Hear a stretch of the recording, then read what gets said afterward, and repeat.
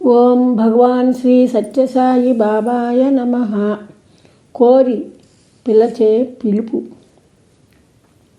అష్టోత్తర శతనామాలు అర్థములు తెలుసుకొని శ్రద్ధతో మనసులో ముద్రించుకోగలిగితే, ఆ నామాలకు తగు శ్రద్ధతో పూజలు చేస్తే, ఆ రూపాలకు తగ్గ రీతిగా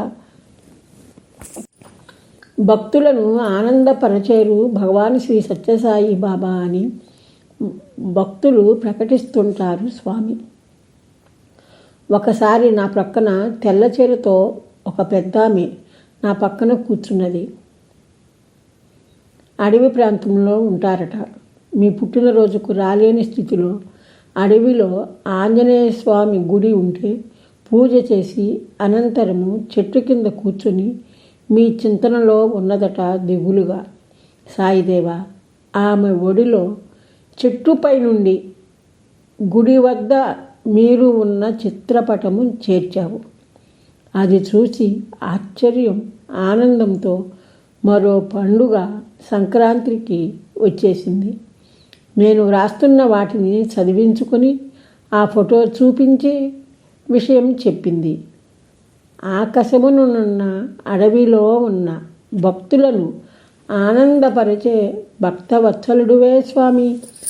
ఆనందముగా అక్షర పూజ చేస్తున్న స్వామి 7 గంటల నుంచి 8 గంటల వరకు పూజ చేస్తున్న ప్రశాంతి నిలయంలో ఈరోజు పాద నమస్కారము చేసుకునే అదృష్టం కలిగించు స్వామి. మీ ఆశీస్సులు ఆనందాన్ని, అందాన్ని, ఆహ్లాదాన్ని, ఉత్సాహాన్ని, ప్రోత్సాహాన్ని ప్రసాదించుతాయి.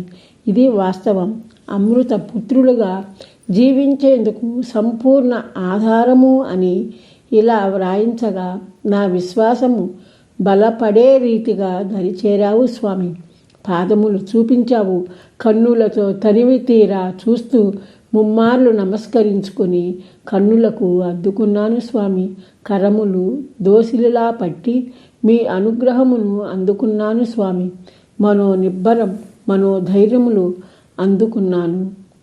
మీ ఆశీస్సులు సదా వెన్నంటి ఉన్న మీ స్పర్శ నన్ను మురిపించింది స్వామి. భగవాన్, మమ్ము సంతోషింపజేస్తూ నీవును సంతోషముగా ఉండే ఎంతో ఆప్యాయత గల దైవము మీరు. దివి నుండి భూమికి వచ్చి నీ భక్తులుగా మమ్ము మలచి తగిన ఆనందం పెంచుచు ఆనందిస్తున్న దైవమే మీరు. పరమాత్మ ఆత్మస్వరూపుడవే కదా. కర్మదోషమును నివృత్తి గావించగల దైవముగా కర్తవ్య నిర్వహణ గావిస్తున్నావు సాయిదేవా. మీ దర్శనం గాంచుచుండగా మమ్ము పరికించి చూసి ప్రశాంతత చేకూర్చుచున్న ప్రియనేస్తం నీవే స్వామి. మీ శిష్యురాలినన్న జ్ఞానముతో మేము జీవించగల సద్భాగ్యం ప్రసాదించుతున్నావు స్వామి. జై సాయిరామ్.